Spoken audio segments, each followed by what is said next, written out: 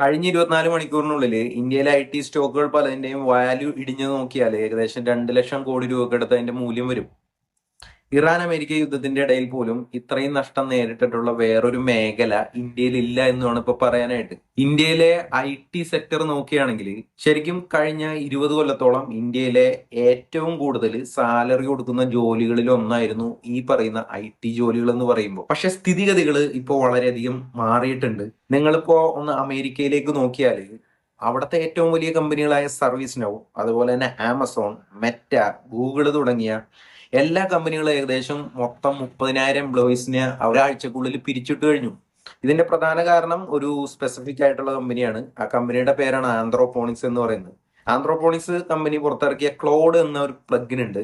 ഈ ക്ലോഡ് എന്ന് പറയുന്ന പ്ലഗിൻ ഒരു സാധാരണ ChatGPT പോലുള്ള സർവീസ് ആയിട്ട് മാത്രം നമുക്ക് കണക്കാക്കാനായിട്ട് ഇവിടെ സാധിക്കില്ല. കാരണം ChatGPT എന്താണ് ചെയ്യുന്നതെന്ന് ചോദിച്ചാൽ, നിങ്ങളൊരു ചോദ്യം ചോദിച്ചാൽ ChatGPT ചോദിക്കുന്നതിനനുസരിച്ച് ChatGPT അതിന് കൃത്യമായിട്ടുള്ള ഉത്തരം നൽകും.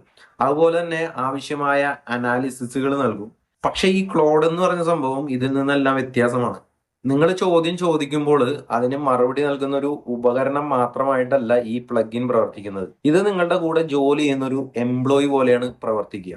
അതായത് നിങ്ങളുടെ ജോലിയിലെ പ്രശ്നങ്ങൾ മനസ്സിലാക്കുകയും മികച്ച മാർഗനിർദ്ദേശങ്ങൾ നിങ്ങൾക്ക് തരികയും സ്വയം പ്രശ്നങ്ങൾക്ക് പരിഹാരം കാണുകയും ഈ പ്ലഗിൻ ചെയ്യും. അതായത് ഒരു ഉദാഹരണം നോക്കിക്കഴിഞ്ഞാൽ, മുൻപ് അമേരിക്കയിലെ ഒരു കമ്പനി ഒരു മൊബൈൽ ആപ്പ് നിർമ്മിക്കാൻ ആഗ്രഹിച്ചാൽ അവരെന്താണ് ചെയ്യുന്നത്? അത് ഇന്ത്യയിലെ TCS, ഇൻഫോസിസ് പോലുള്ള കമ്പനികളിലേക്ക് ഔട്ട്സോഴ്സ് ചെയ്ത് കൊടുക്കും. കാരണം ഇന്ത്യയിൽ കുറഞ്ഞ ചെലവിൽ വലിയ ടീം ലഭ്യമാണ് എന്നത് ഒരു പ്രധാന കാരണമാണ്.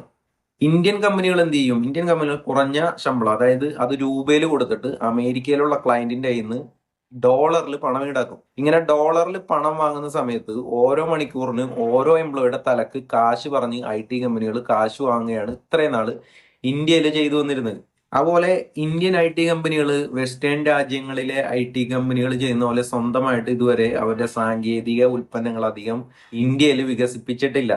അതുകൊണ്ട് എന്താണ് കാണാൻ സാധിക്കുന്നത്? അമേരിക്കൻ IT എന്ന് പറഞ്ഞു കഴിഞ്ഞാൽ കൂടുതലും പ്രൊഡക്റ്റ് ബേസ്ഡ് ആയിട്ടുള്ള IT കമ്പനികളാണ്. പക്ഷേ ഇന്ത്യയിലെ IT കമ്പനി എന്ന് പറഞ്ഞാൽ സർവീസ് ബേസ്ഡ് ആണ്. പക്ഷെ ക്ലോഡ് വന്നപ്പോൾ എല്ലാ സിറ്റുവേഷൻസും ഇവിടെ മാറാൻ പോവുകയാണ്. അതായത് നിങ്ങൾക്കൊരു ആപ്പ് നിർമ്മിക്കണമെങ്കിൽ ജസ്റ്റ് ക്ലോഡിനോട് പറഞ്ഞാൽ മതി. ക്ലോഡ് നിങ്ങൾക്ക് വേണ്ടി ആ ആപ്പ് നിർമ്മിക്കുവാൻ വേണ്ടുന്ന കോഡ് എഴുതും, ഡാറ്റാബേസ് ഉണ്ടാക്കും, അതുപോലെ തന്നെ ടെസ്റ്റിംഗ് ചെയ്യും. അതേപോലെ ആ ആപ്പ് ഡീബഗ് ചെയ്ത് അതിനകത്തെ പ്രശ്നങ്ങൾ പരിഹരിച്ചു കൊടുക്കും. മുൻപ് ഈ പറയപ്പെടുന്ന ജോലി ഏകദേശം 5-6 ഡെവലപ്പർമാര് 2 ആഴ്ചയോളം എടുത്ത് ചെയ്തിരുന്ന ജോലിയാണ്. ആ ജോലി ഇപ്പോ 1-2 പേർക്ക് ഒരു ദിവസത്തിനുള്ളിൽ പൂർത്തിയാക്കാൻ സാധിക്കും. ഇതിന്റെ ഫലം എന്ന് പറയുമ്പോൾ കോഡിംഗ്, ടെസ്റ്റിംഗ് പോലുള്ള ജോലികൾക്ക് തീർച്ചയായിട്ടും ആവശ്യകത കുറയും. Customer support, data analytics, legal ജോലികൾ പോലും ഇപ്പോൾ AI കൈകാര്യം ചെയ്യാൻ സാധിക്കുന്ന ഒരു അവസ്ഥ ഇന്ത്യയിൽ വന്നിട്ടുണ്ട്.